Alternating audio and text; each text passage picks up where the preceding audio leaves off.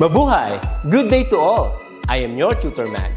Welcome to ETUlay, a free online tutorial, an initiative of the Department of Education, Information and Communications Technology Service, Educational Technology Unit, ICTS EdTech. This program is aimed at helping and assisting learners from kindergarten, senior high school, ALS, Alive, and SPED learners. Aside from answering the modules, the ETUlay is offering programs which you will surely look forward to. Together with our parents and teachers, the ETUlay will bridge the gap where difficulty and ease meet in learning new knowledge and skills. So, let us prepare our modules, pen and paper. Ready your mind to see and hear worthwhile and interesting lessons. Let us now study and learn, together with our volunteer online tutors. Tara na!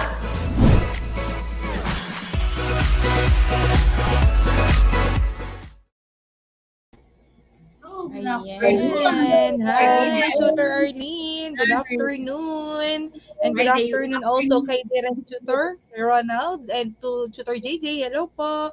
Yan. Ako, Tutor Arlene. Exciting part na tayo. Week 7 na. Last episode na natin po. Opo. Yan. Medyo matatapos na tayo, Tutor Arlene. Parang kailan lang, no? Nag-start tayo na mag-air pa lang dito. Yun, nandito na tayo, patapos na. And kudos to all of the ETUlay tutors. Yan. And syempre, congratulations sa ating lahat po for a job well done. Yan. Medyo nandun na tayo sa medyo sad part kasi malapit na tayo mag-end. But by the way, Tutor Arlene, how are you today? No? Medyo today eh. As you can see, dito ako sa office. Yan. Okay. SF10 and SF1 to 10. Yan. Opo, medyo ano na tayo, Tutor Arlene, nandun na tayo sa medyo walang tulugan na part ng ating pagiging guro. Okay, so again, good afternoon to our learner researchers and to all of you na nanonood dito sa ating session for today. We are in our week 7 ng Inquiries, Investigations, and Immersion. And I am your tutor Tina together with Tutor Arlene. Let's start. Okay, so naku, Tutor Arlene, naku, i-congratulate natin itong ating mga masalita Chuki of the Week. Ito Congratulations. Congratulations. Ito yung talaga namang kumakapit talaga, Tutor Arlene, mula umpisa hanggang sa huli. Yan, nandyan sila at saka nakikiparticipate talaga. And ngayon, makikita natin sa ating comment section, Tutor Arlene, nag-start na ulit sila na mag-comment at makiparticipate. And hello po ulit and kindly share ang aming session ni Tutor Arlene ngayon para mas malawak ang maabot. Yes, malawak ang ating session. Okay, so let's start. Saliksik of the day. Yan. So ano bang ating saliksik of the day? Ano bang petsa ngayon, Tutor Arlene? Oh, it's now June 17.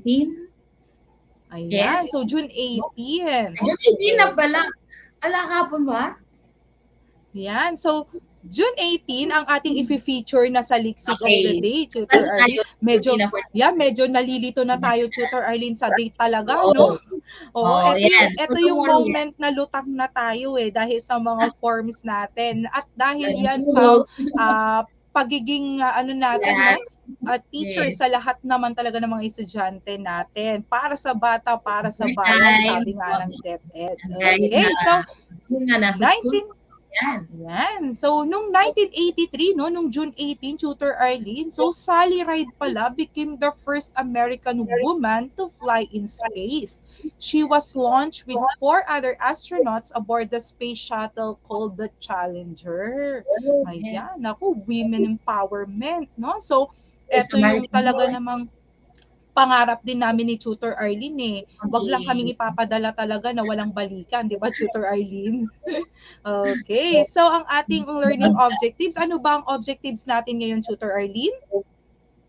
Okay, so for our learning objectives, finalize your research manuscript and Prepare for the research defense. Yan. Nako, medyo kinakabahan na ata ang ating mga learners. Tutor Arlene, nabasa na nila dito kasi, no, research defense. Parang yung ginawa mo lang, Tutor Arlene, no, na kung saan kabado ang ating mga learners. Nagpa-defense na si Tutor Yung ano nga, Arlene. yung expanded face-to-face, may nag-present din ng mga research manuscript nila and nag-prepare din for their presentation. Sharing of research na, di ba? Yes. Yan, okay. Yan. So dahil dyan, meron tayong mga katanungan before we proceed to our learning tasks.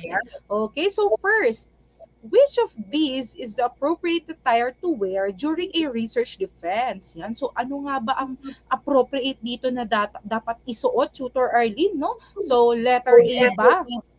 Ganito nga ba? Formal. Yan. Ang Oscars yata, yan yung pupuntahan sana natin sa party. Yan ako. Yan ang plano namin ni Tutor Arlene na isuot pa naman. Okay, so letter B? Formal attire. Yan.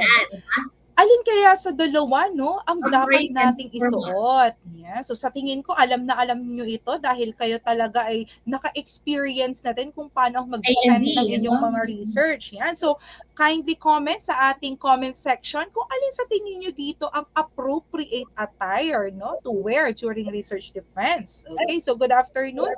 Greetings sa amin ni Tutor Arlene, no, sa inyo mga learners. Yan, may mga nagsasagot na tayo, Tutor Arlene. Letter B daw. Letter B. So, wala nang sagot niya. Letter B.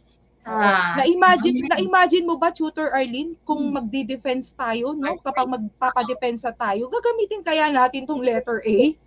Or tayo, Tutor Arlene, lang magsusuot niyan? Okay. Americana, saka yun. Yung corporate attire nga, yung long sleeve. Yes. Okay. Ayan, na-reveal na pala natin, no, Tutor Arlene. Yes. Tama yung ating mga learner researchers. It's letter B. So, meron tayong tinatawag na corporate attire. Yan. So, pwede tayong gumamit ng ganitong setup ng attire natin sa lalaki, or pwede rin naman ganito sa babae, or pwede rin namang skirt, basta something na corporate. Hindi natin kailangan mag-long gown na pang Oscars, no, Tutor Arlene, katulad ng letter A. Yan, kasi baka hindi na ang papel or ang presentation natin ang titignan ng ating mga panel, baka tayo na. Yan, okay. So, number 2. Which of these is not needed to bring in the final defense? Alin ba dito ang hindi naman daw kailangan dalhin kapag final defense na? Is it letter A, yung inyong PowerPoint presentation? Letter B, yung manuscript ninyo or yung mismong paper ninyo? Or letter C, yung mga respondents na ginamit ninyo?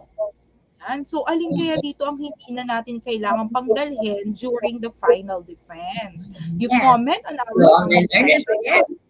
Okay, comment your answer for anong number na yan? Okay na. Pangalawa, Tutor Arlene, no? Pangalawa na. Letter B pa rin ang lumalabas ng mga answers ng mga online learners. May C na. Letter C na. Okay, na siguro yung letter B. Yes. Tingnan natin, Tutor Arlene. I-reveal na natin. Yes. Yes, correct. Hindi na natin kailangan dalhin yung mga respondents natin, no? Hindi tayo magwuwelga or hindi tayo magpo-promote na or mag-advertise pa doon sa ating mga panel, no? So, all we have to bring, Tutor Arlene, no, is ourselves, yung talaga namang ready na ikaw, and your presentation together with the manuscript, na kung saan kailangang basahin din, of course, ng ating mga panel. And actually, no, pinapasubmit ito ahead of the defense para naman mabasa nila at yung term na tinatawag nating kutuhan, yan. So, makutuhan nila mula doon sa cover up to the last page ng ating mga research. So, ito ang mga dapat talaga na dalhin. And for the last, yan. So, which of these is the best advice you can give to a research presenter? Yan. Letter A, yan. To read your manuscript, to memorize everything, and to analyze yung content ng inyong research paper. Letter B, Stay calm. Yan, kalmado lang daw, no? Para kami lang ni Tutor Arlene, kahit ang daming gagawin, napakakalmado. One at Or a time. Tapos din lahat. Sir, tama, Tutor Lina. Tutor Arlene. No, yan ang Yes. secret ni Tutor Arlene, eh. One at a Oh. time muna. Okay, so letter C, preparation. Yan, so you as a presenter, no, you are well prepared. Sabi dito, no, preparation is the key. Yung talaga namang ready ka na to face the battle. Yan. So alin ba dito ang inyong maibibigay na advice?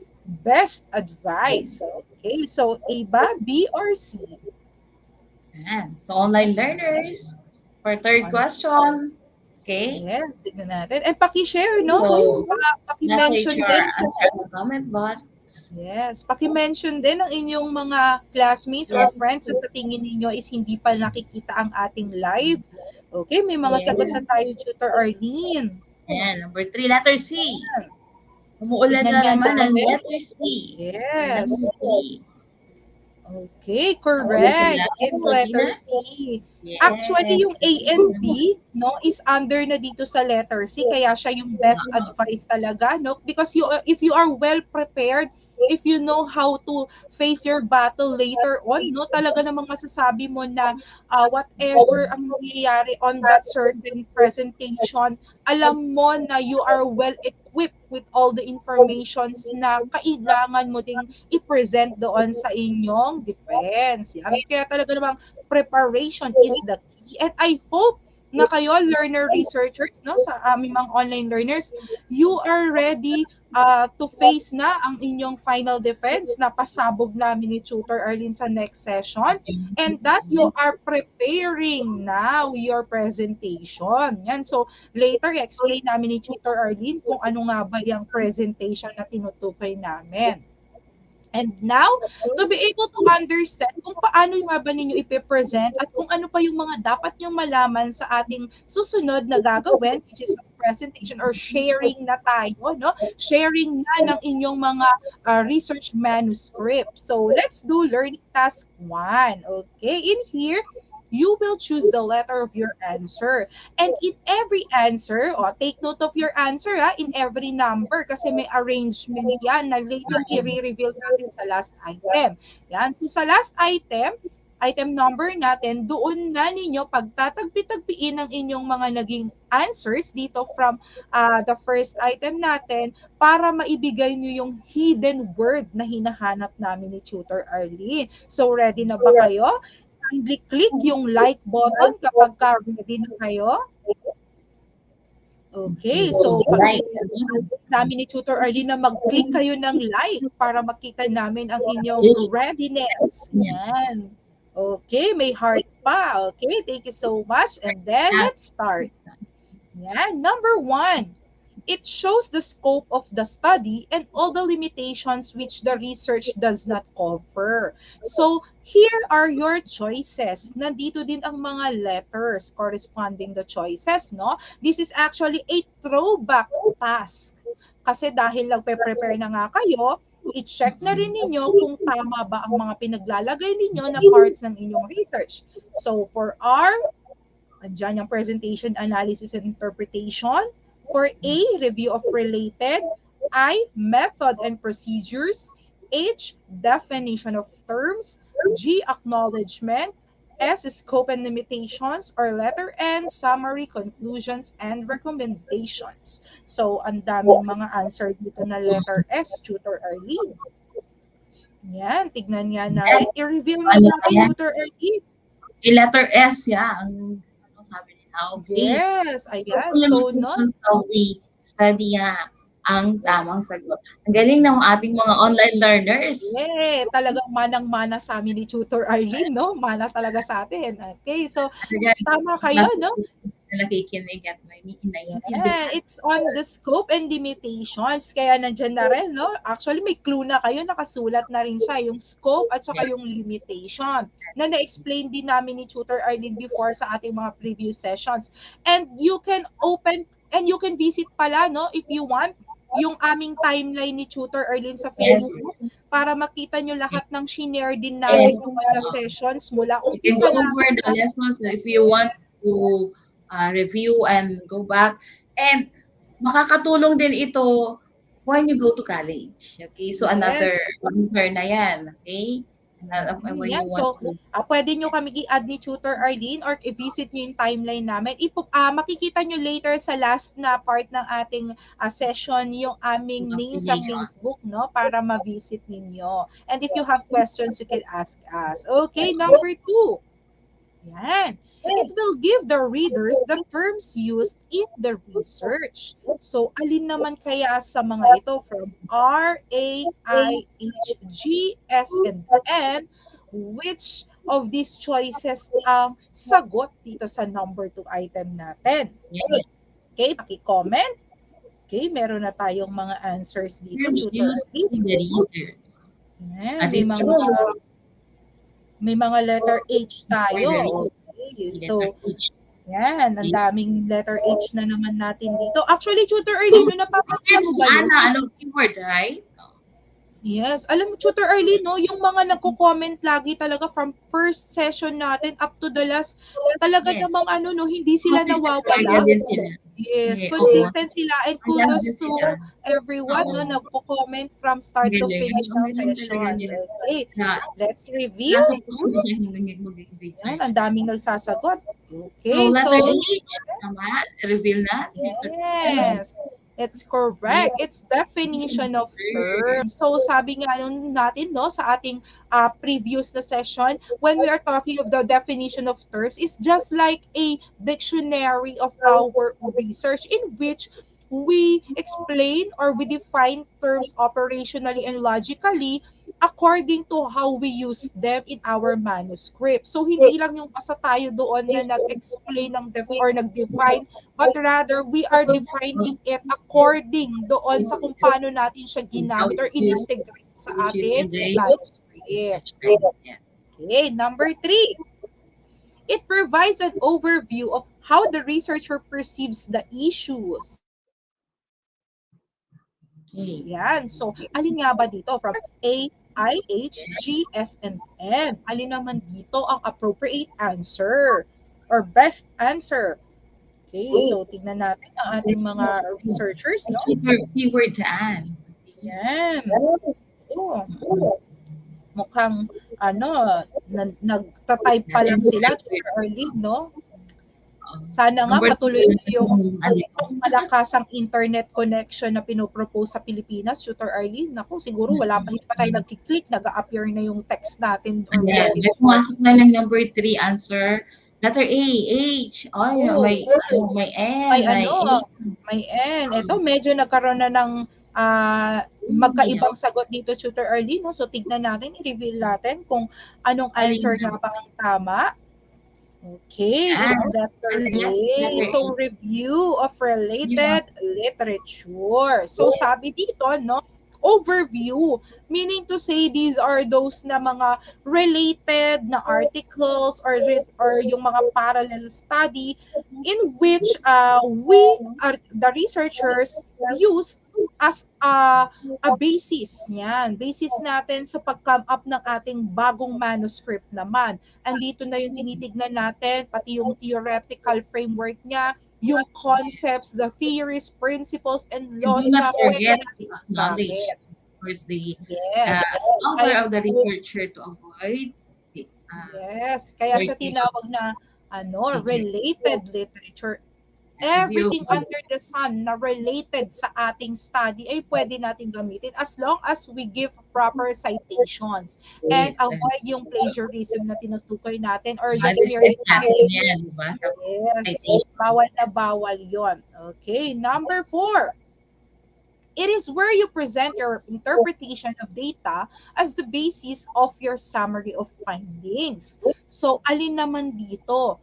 R, A, I, H, G, S, or N? Yan. So, alin naman dito kapag ipapresent na daw? Word business sa last. Okay. So, ayan. Number 4, letter R. May mga R tayo. Mga answer R. Yes. Okay, so let's reveal ang ating answer. Yes, Okay. correct. It's letter R pala. Yan. So, Hindi yung presentation nga naman, analysis, and presentation. data interpretation or presentation of data. Yan. So, in here, doon nabanggit natin, this is the latter part ng ating form, no? Or yung sa Yes. format natin, wherein we present everything that we have collected, and then aside from the presentation, we will not end there, but rather we interpret what's on the data. And aside from that, you analyze. Ano nga ba tong data na to? What is this all about? What is this number in here? Kailangan you know how to interpret it correctly.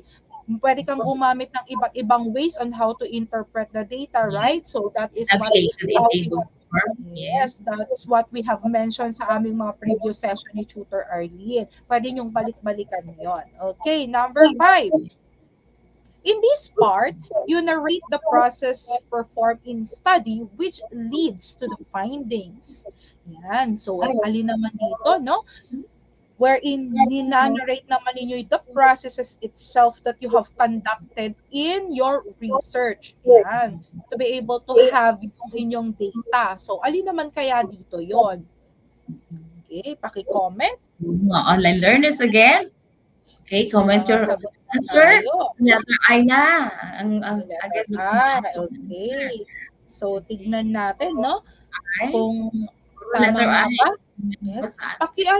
Paki-share, my dear learner researchers, paki-share ang ating live today para naman yung mga friends nyo sa Facebook, mapanood din at makatulong din tayo sa ating own simple way. Okay, so let's reveal. Correct. It's letter I pala, method and procedures, or this is under dun sa methodology na tinutukoy natin, no? In which all the processes, step-by-step processes together with our timetable, this is all under the methodology. Kung paano mo ginawa or how did you make your research possible, nandito yan. Okay, so number 6. It is the part of your research which provides the answer to the stated problem. So, alin naman kaya dito? R ba? A, I, H, G, S, or N? Okay, So online learners again. Hmm. Type your comment, your answer on the comment box. Okay, yan. So, part Yan, naman daw na nagpo-provide na ng yan, answer letter N. doon sa Sabi nila, Tutor problem. Gina. Okay, ang dami agad nagle-letter N, Tutor Arlene. So, Bilis nila reveal na sumagot. natin. Oo nga, parang mabilis ang internet connection ata din ngayon, Tutor Arlene. Pasok agad yung sagot nila. Okay. Yes, pasok agad sa banga, sabi nga natin. So, correct, letter N is the summary, conclusions, and recommendations. Ito talaga yung sagot sa tanong. Yan, sabi nga doon, no? At nagbibigay halaga sa buong research natin. It's because the role of research is to find answers to a certain problem or certain questions. Therefore, yung ating mga answers dito is under the conclusions in which yung mga makikita natin na mga na-conclude na mga data dito will then be given an appropriate recommendation to help solve this problem. Kasi alam na yung problem, nabigyan na lang sagot yung problem. So, you as a researcher, how are you going to give something naman to the people or to the readers of your manuscript na kung saan sa tingin mo is makaka-help din sila to solve the problem. So, ang napakaganda na mga examples dito is yung innovation itself. Kung ang inyong mga research paper is something related to an experimental research, napakaganda na may mga products kayo or mai-innovate talaga kayo na products na kung saan magagamit talaga ng society. Isa sa katangian ng magandang research, no, Tutor Arlene, yung magagamit siya ng lahat.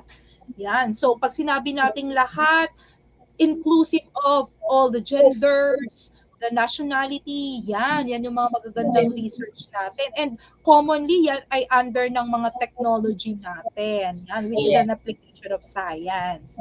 And number 7, it is a personal page where the researchers are given the privilege to extend gratitude to all who help in accomplishing the research. So in here, ano naman daw ito? Yan, is it R, A ba? I, H, G, S, or N? Yan. So, in here, no? Ito yung pwede kang makapagpasalamat. Alin kayang, part? And nilalagay din yan in the before the chapter 1. Before pa yung table of contents. Yan. Yes, tama, Tutor Arlene, no? Parang binibigyan nyo sila ng Yes. letter. O yan, Okay, so answer na sila. ang Letter dami, G ang daw dami yung na answers nating niya. answers. Dami. Let's reveal. Tama?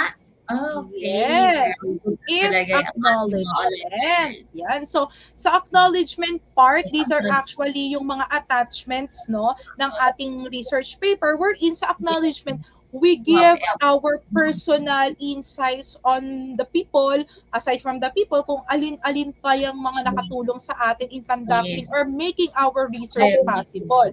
Yan, pwedeng magpasalamat tayo doon sa mga naging advisors natin, sa peer natin na tumulong mag-analyze ng data, sa mga statisticians na kakilala natin, and even sa mga respondents natin, sa schools, sa mga barangay officials, lahat, as in lahat ng gusto mong pasalamatan, pwede mong ilagay dito. Yeah, so this is your personal page na kung saan gusto mo lang na mabigyan man lang sila ng gratitude, no? Being a part of your research. Okay, so, number 8, gamitin natin yung ating mga naging previous answers at basahin natin ito ng sabay-sabay, tsaka natin sasabihin kung ano nga ba yung word na hinahanap natin dito. So, na-note nyo ba yung mga answers nyo? I hope yes. So, let's start reading this last item. So, what value is shown when a person distributes or lets someone else uses a portion of something? It is a process of dividing and giving something as an outright gift. It is a very essential skill that we need in this time of pandemic to build a healthy community, strong relationships, and contribute to the well-being and happiness of everybody. Yan, tignan natin. Excuse me. Yes. 2, 4, 6, 7. O, alin kaya ang hidden letter? Seven letter word. Okay. May are there vowels?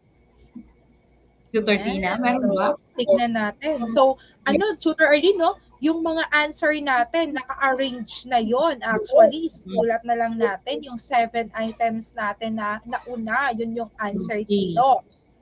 May Ayan, may mga answer na sila. Ayan. Ano ba yung answer nila online? Mga answer ng mga online learners natin, Tutor Tina? Pwede na i-reveal yung word. Ayan. Share. Tama. Ang gagaling ng ating mga online learners. Nakuha nila yung answer, correct answer. Share. Correct. This is Yan, our medyo excuse me, medyo inubobo. Okay, so congratulations, you are now considered a task 1 completer. Yan, good job kayo dyan. Online learners. Yan, okay, so going back sa aming previous session ni Tutor Arlene, no, so we have mentioned ng Imran, na kung saan ito yung ibig sabihin niya ng methodology, results, and discussions. Yan, tama, Tutor Arlene, no? So, ito yung widely known na format na ginagamit talaga natin, even international. And sa mga state universities din natin na nagbibigay ng mga courses na merong research, no? Ito yung kanilang ginagamit na din. So, sabi natin na ito din ay also known as yung APA style na talagang commonly used ng ating bawat researchers. American psychologists.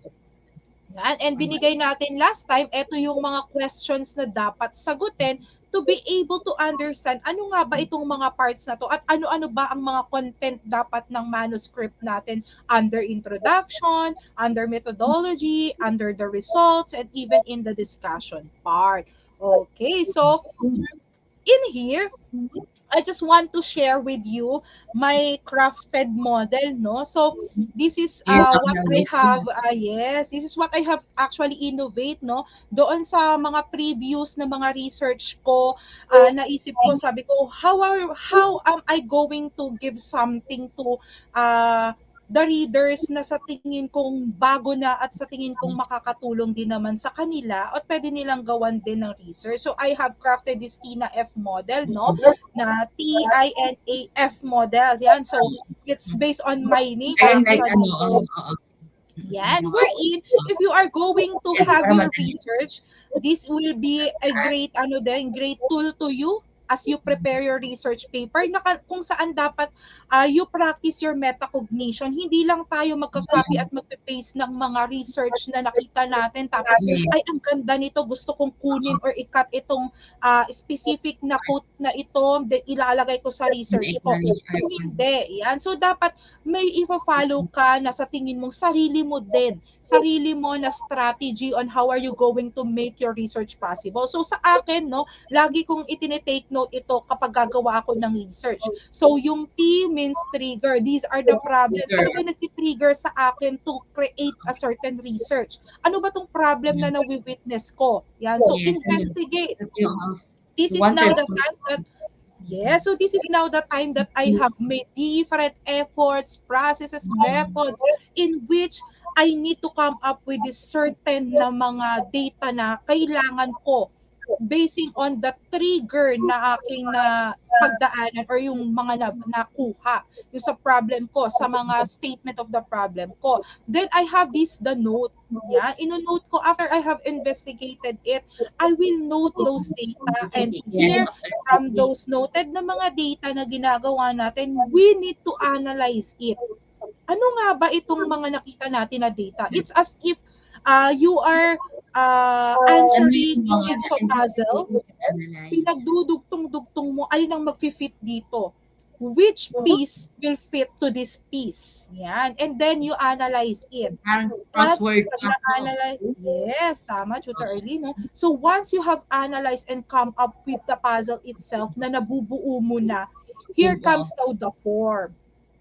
Anong form ang na-visualize mo na magiging output nitong research mo? Will it be super useful? Will it be beneficial? And that is now the role of innovating or yung tinatawag nating innovation na nabanggit ko kanina na isang napakagandang output ng research. No? You need to innovate something, hindi yung magkakaroon ka lang ng research na nagbigay lang ng kasagutan. Nagbigay ng sagot, so how are you going to give solutions, di ba? So that is the role Then of ano, what research. will it contribute Yes. to the improvement Yes. of Tama, Tutor society, Arlene, no? Di so ba, on. Tutor Arlene, nare-remember ko nung na-pass by ako doon sa inyong defense, at tinatanong nyo din, ano ba yung makukuha namin dyan sa research ninyo? Yan, so yung mga ganun na mga tinatanong ninyo, Tutor Arlene, di Yes, ba, ang yes, gusto nating malaman dito is, ano yung mai-innovate mo? Ano yung mai-share mo? Yan, yes. anong bago? Yan. Ito yung pwede nyo rin naman na gamitin bilang guide nyo din. So that's why I am sharing this one to you. And yan talaga yung ginagamit ko. Yan. So, pwede rin ninyo yan gamitin. So, all copyright, hindi pa naman po na ilalabas yung aking research. But please, pwede po kayong magpaalam if you want to use this model sa inyo ding mga research na gagawin. For the sake of copyright, no? Okay, so now, Tutor Arlene, ready na yata kayo para i-share ang mga do's and don'ts at ang mga dapat nilang gawin, Tutor Arlene, no? Dahil magpapa-defense tayo. Yan. So, Tutor Arlene, take it away. So let us do learning task number 2. Okay, our learning task number 2, you are going to write add to cart. Okay, if the sentence is correct, and scroll more if it is not. Okay, so mag-shopping tayo. Okay, Yes, naku. add to Tama, cart. Tutor Arlene. Ayan ang hilig natin. Add to cart. Oo. Okay. Okay, so let's start. For number 1, your presentation should not be more than 10 minutes long. Okay, nasa guidelines pa yun sa module natin.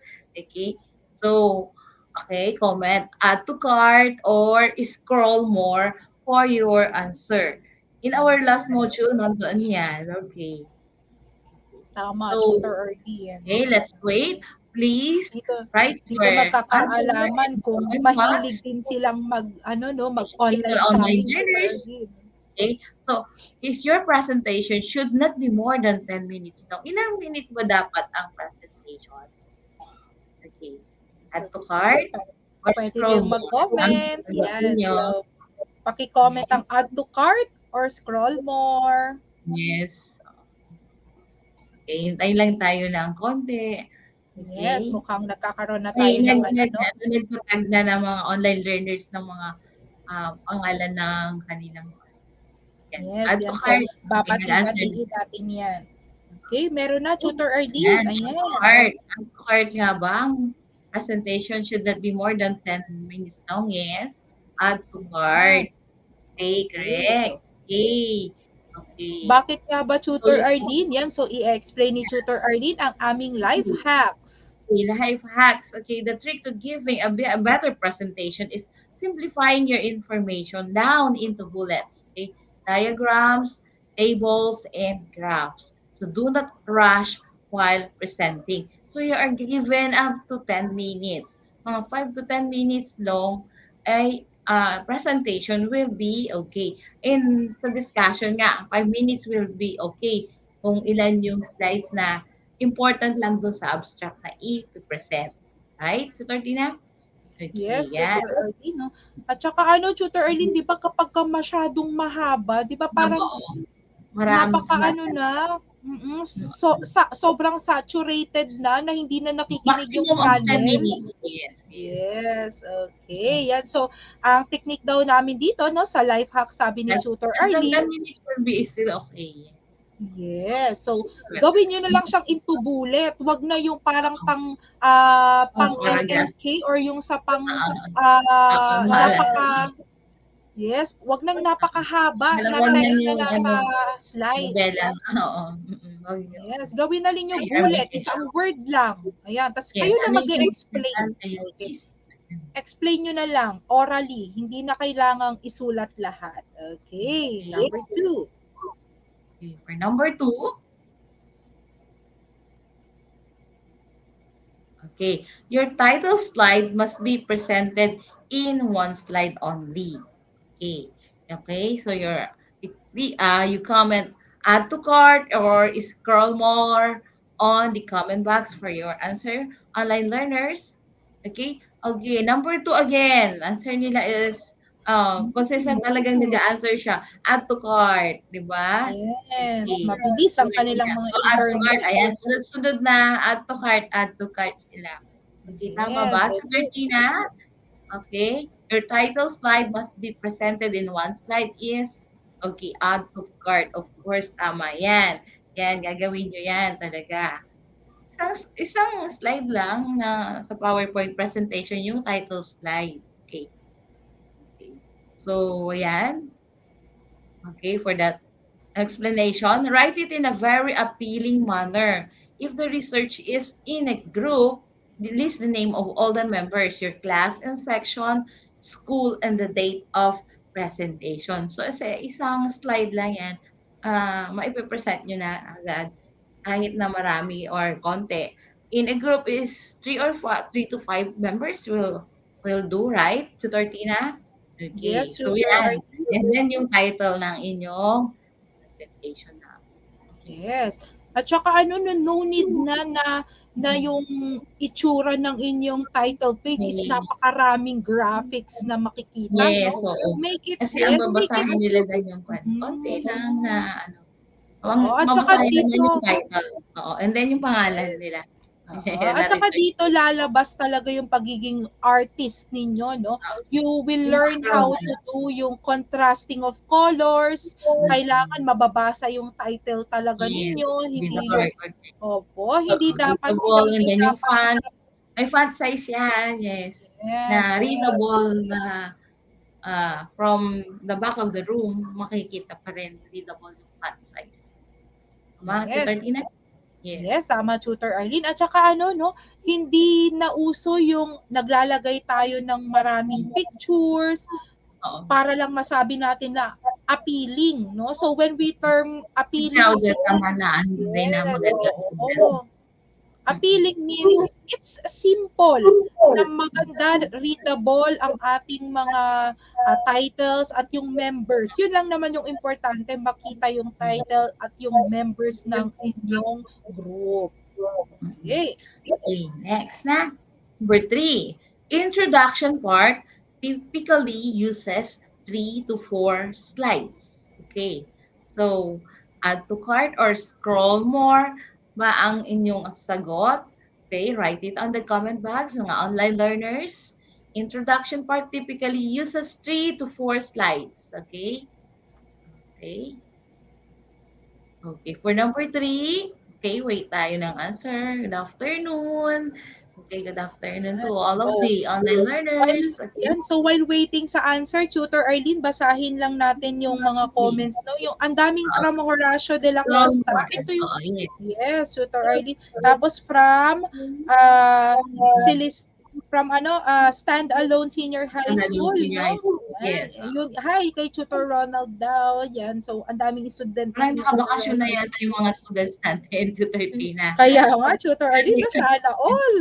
Yan. Tapos, Hindi meron tayo din din. kami from, ayan, si Tutor JJ. Hi, Tutor JJ.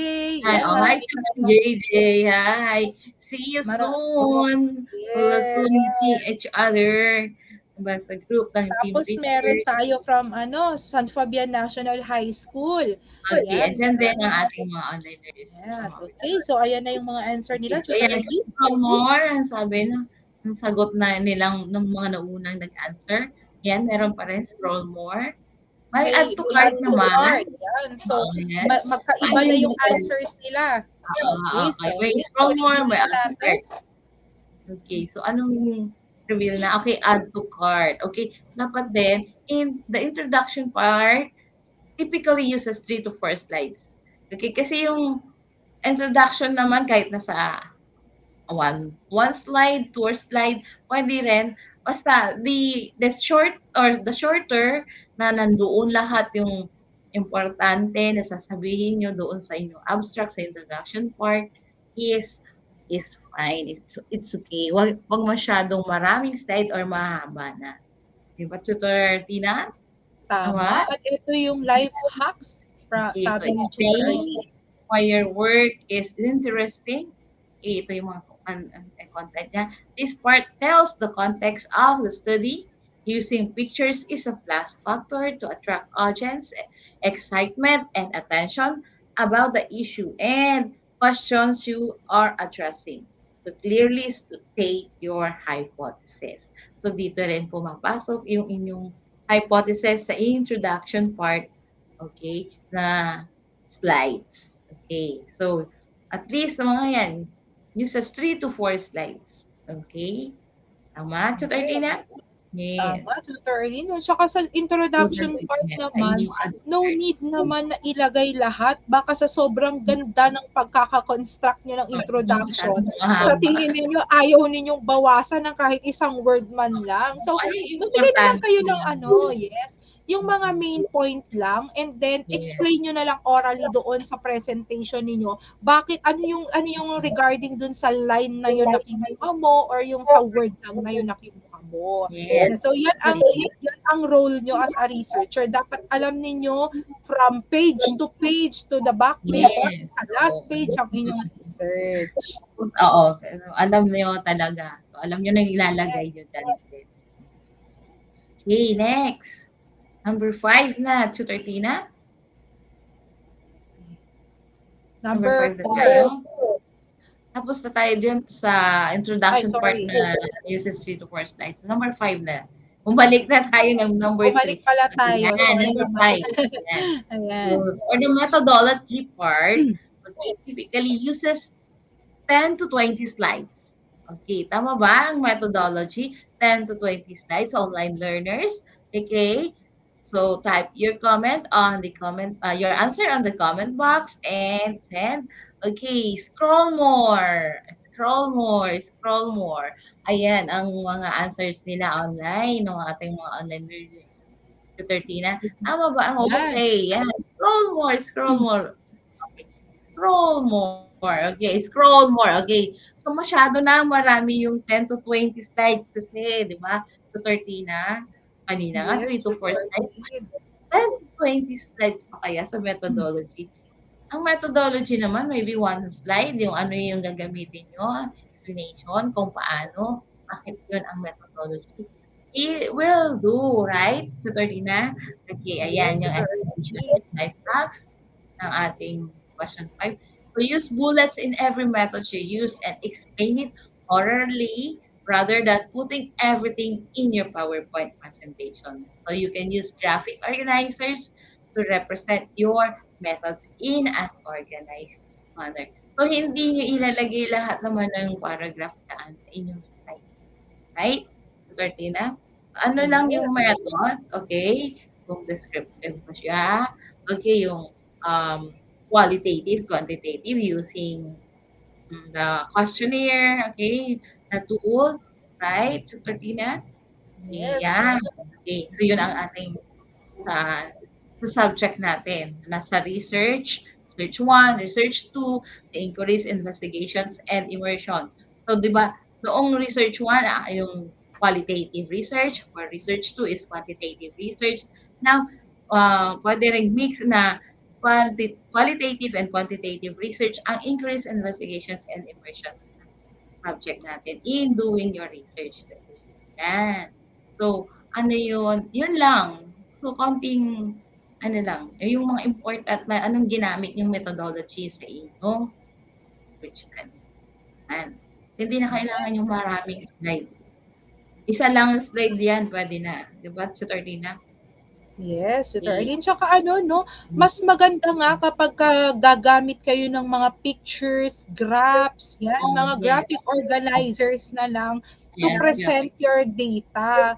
Kasi hindi Yes, naman din yes. babasahin na yan, but rather, the way Yung, you explain it, well, yan ang nandiyan na hahanapin rin ng yung mga questionnaire or ano yung, paano nyo pa sasagutan sa mga respondents yung inyong questionnaire. Yung questions niyo sa inyong research.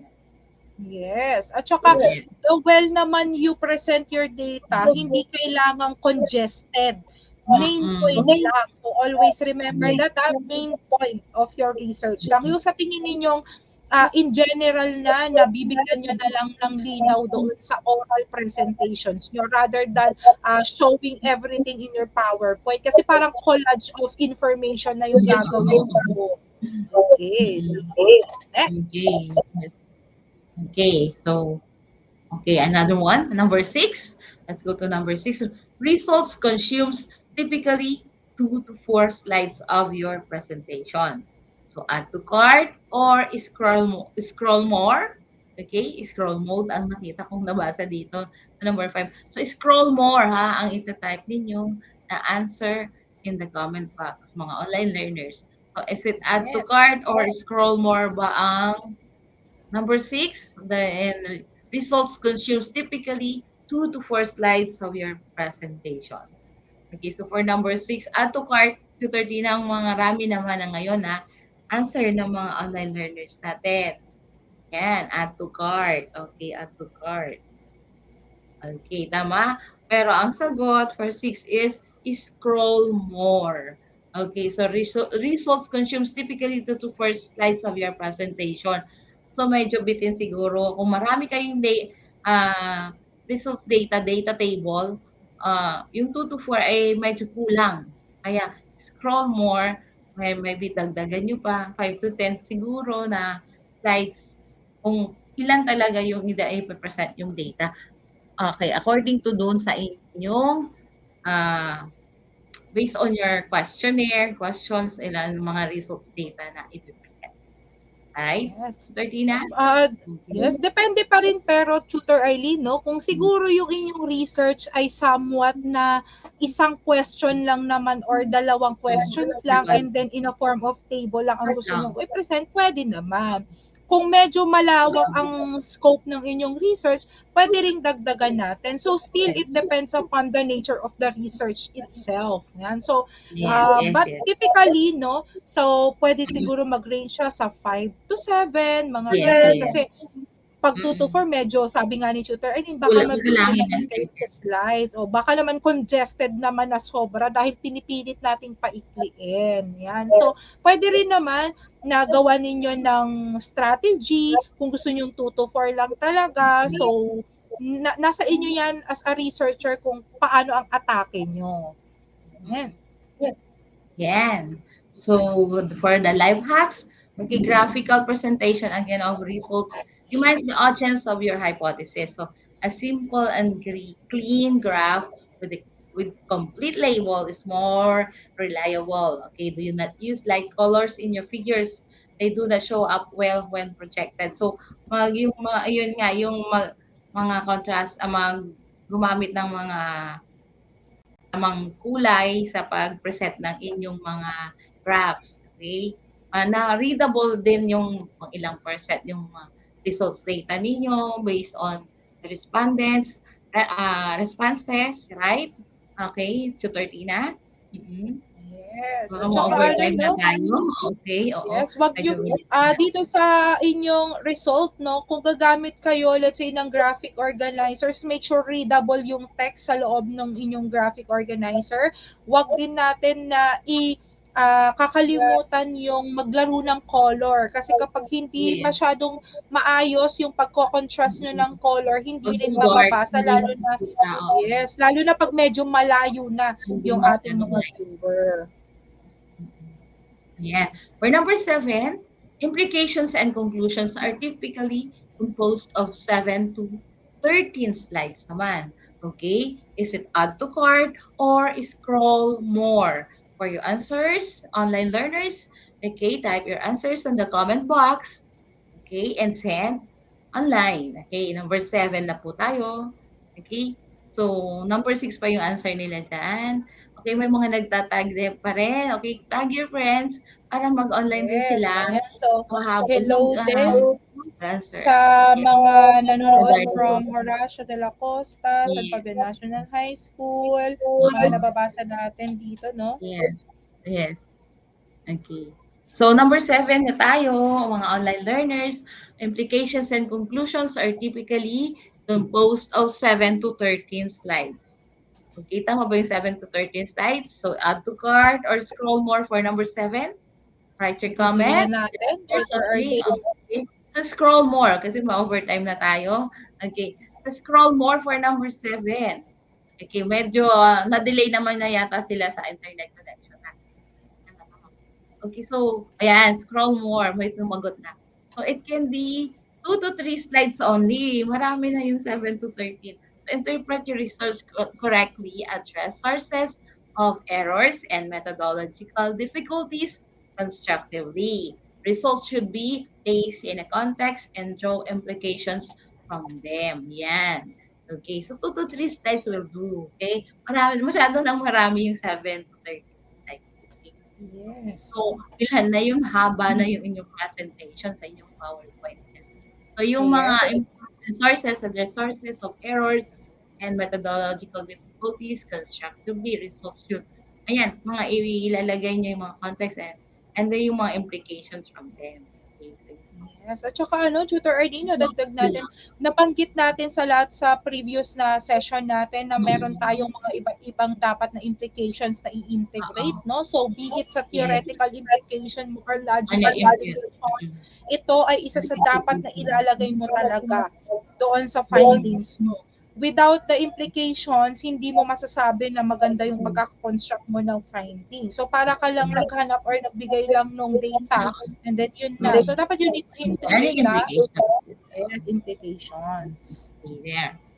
Ayan, galing. Good job.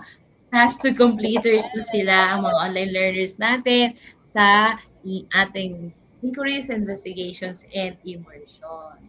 So, very good mga online learners. Good job kayo. So, rate your slide presentation using this PowerPoint rubric. Okay, andyan. Okay, so maybe you can make a screenshot of this one or capture the photo para sa rubrics para mas maintindihan nyo kasi medyo maliliit. And then, i-enlarge nyo na lang na basahin. Okay? Yes. Value point 5, 4, 3, 2, 1 para sa scoring ng inyong presentation ng inyong research. Okay? So, Tutor Arlene, no, ito yung magiging Yan. guide nila in yung sa kanilang pag-create ng PowerPoint Yes. presentation later na So, isasubmit nila sa details ng atin, no? research, Yes, na effectiveness, i-critic and namin ni quality. Tutor Yan. Arlene. Yes, Okay. okay. At saka, eto naman, Tutor Arlene. So use also the following steps when preparing for the oral defense of your research paper. Okay, ito na yung um, paano nyo i-prepare ang inyong oral defense sa research. Ayan. Unang-una dyan, your evaluation is based on your presentation. Okay? Readable pa rin. Okay, kaya pang basahin. Okay. Number two, you prepare for your presentation mentally and physically. If possible, sleep early and the night before your presentation. Kaya lang medyo pinagpupuyatan nilang presentation na ito, 'di ba? Walang tulugan kung minsan para lang mai-present matapos nila. Okay. So kailangan ng tamang oras ng tulog. Okay? Number three, you don't need to memorize everything, but you should know the key points. Okay? Number four, familiarize your PowerPoint presentation and all the parts of your research, including all the details. Number five, make eye contact with uh, more than one of the member of the panelists of or assessors during your presentation. Kaya lang medyo minsan hindi sila naka-eye contact pero sa inyo kasi binabasa yung inyong manuscript. Pero at least acknowledge them. Okay. Okay. Number six, you may bring a mode of verification for easy reference of your research. Okay, and then keep cool. Number seven, don't speak too fast and don't read your notes. Okay. So, dapat alam nyo na yan. Hindi nyo nakakahawak-hawak yung manuscript. Kasi may PowerPoint presentation na, right?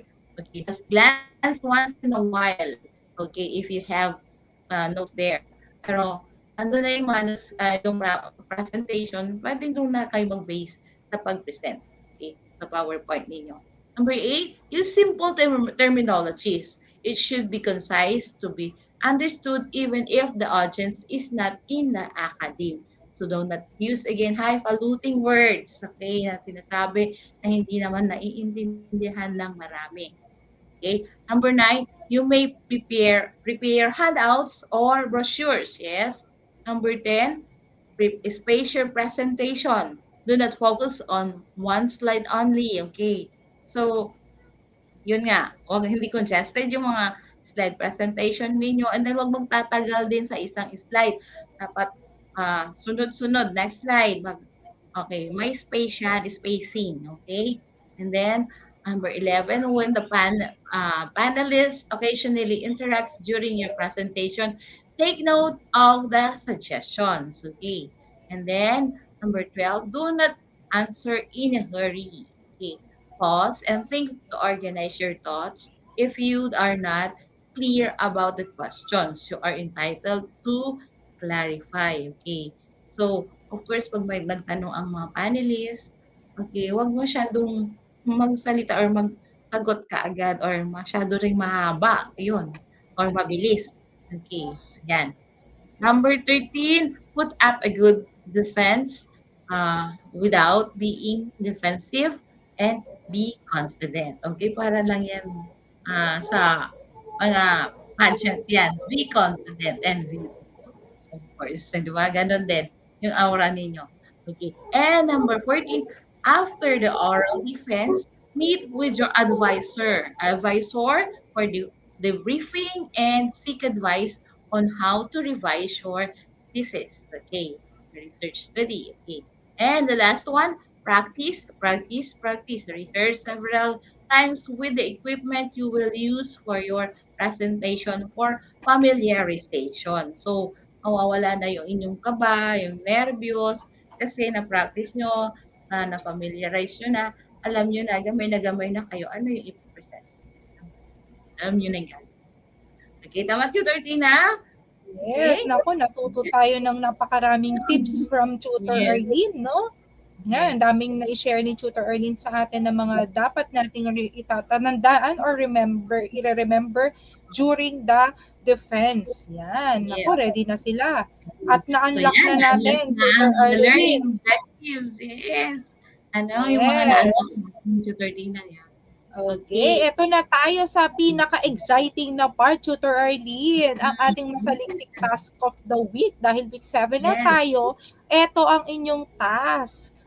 Yes. Yan, so register, no? Mag-register kayo by uploading a copy of your research paper in IMRAD format together with your slide presentation sa link na ipoprovide namin ni Tutor Arlene. So, ang chosen research natin ay i-defend ang kanyang output sa ating next na ETUlay session. Yes, so Oo, makakasama yan na yung natin sila. presentation. Yes.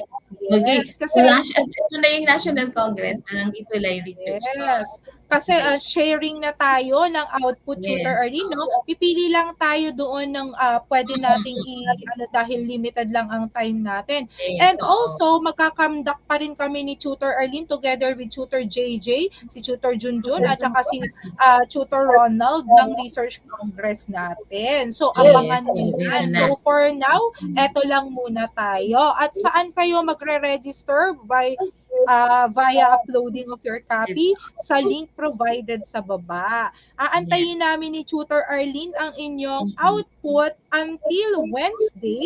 Yan. So, Wednesday, no? Kahit hanggang gabi. Yan. Antayin namin ni Tutor Arlene yan. Yes. Yes, para naman mabasa namin ni Tutor Arlene. Magkakaroon ng certificate ang participate sa research events. Of course, yes, there will be a recognition, a certificate of recognition. Yes. Bibigyan natin sila ng certificate of recognition dito, no? Bilang presenter ng kanilang research. Remember, no? This is your time na magpakitang gilas sa Yes, para masali din sila sa quarter 4 recognition ng ETUlay online tutorial. Yan. Meron silang certificate. Yan. Yes. At ito din yung time na ma-build na rin ninyo yung confidence ninyo to present yung inyong research sa harap ng maraming viewers. Okay. So, by that, you are now considered as certified masaliksik. Ayan, ang aming pong references ni Tutor Arlene. Yeah, the official na ating ginagamit na self-learning module. Okay, yan. So, every Friday. So, thank you very much. Maraming salamat po sa inyo sa pagtutok sa inquiries, investigations, and immersion ng quarter 4. Yes. And quarter at saka 3. Nandito din sa baba, yung aming Facebook, yung Facebook page namin ni Tutor Arlene. Pwede ninyo kami if you have questions, you want to message us. Okay. So, ano na yung ating laging sinasabi, Tutor Arlene, dahil tayo overtime. Upang ang kaalaman ay maging siksik, umaapaw at hitik, tayo ay manaliksik. So, research is the key to all problems. Sumasan ko sa agod. Si Katayon Amin, na may pasasalamatan pa tayo, mga SDS po namin from SDO Pangasinan to Sir Danilo Sison, mga ESDSS po, our principal, and EPS po, our principal, Sir Isusa Sereno, and our assistant principal, Sir Rolando Mayugba, for letting me here sa office. Okay na. Okay. At saka lahat po ng mga magpa-participate sa ating defense, no? Lahat din po ng magsasubmit ng kanilang output, automatic po magkakaroon din po kayo ng certificate. So please, kindly join para naman ma-build na ang inyong pagiging researcher talaga, researcher na talaga. Ayan. So see you again sa ating final na defense. And so, as yung ating last week, yan. Okay, so have a great weekend, everyone. Thank you so much, Tutor Arlene, and thank you so much, Tutor Ronald, sa pagdating sa amin today. Our program head, See you sa ating session.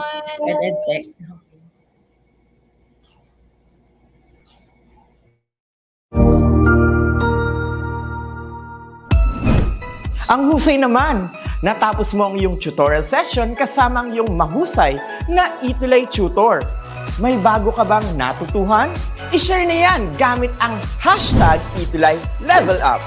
Huwag aalis dahil may susunod pang programa na pwede mo ring panoorin at salihan dahil naghihintay na ang iyong mga tutors.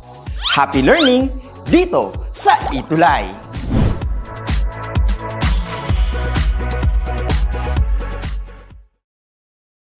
Thank you. Thank you, Sir Ronald. Thank you, Tutor Tina.